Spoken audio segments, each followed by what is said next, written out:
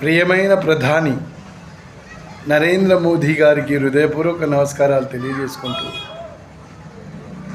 అయ్యా, గోవును జాతీయ జంతువుగా చేయండి. మీ పాదాలకు నమస్కరిస్తాం.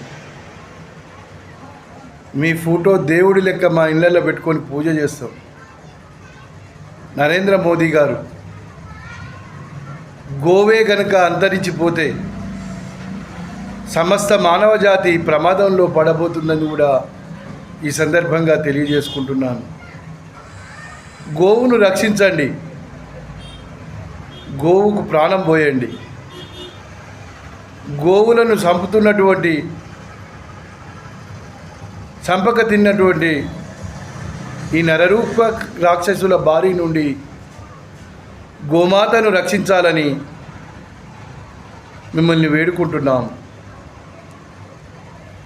గోవు అన్ని ప్రాణుల్లో కొన్న అత్యున్నతమైనటువంటిది.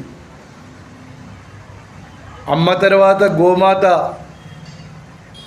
అమ్మలా చూసుకునేది ఒక ఆవును మాత్రమే. మరి ఈ గోమాతలను రక్షించాల్సినటువంటి బాధ్యత ప్రతి పౌరునిపైన ఉన్నదని కూడా ఈ సందర్భంగా తెలియజేసుకుంటున్నాను. మతాలకు సంబంధం లేనిది, కులాలకు సంబంధం లేనిది, మానవ సమాజానికి అత్యంత ప్రాణప్రదమైనది గోమాత అని మీ అందరికీ తెలియజేసుకుంటున్నాను. గోవులు అంతరించకుండా చూసుకోవాలని కూడా ఈ ప్రభుత్వాన్ని ఏలుతున్నటువంటి ప్రజాప్రతినిధులను వేడుకుంటున్నాను.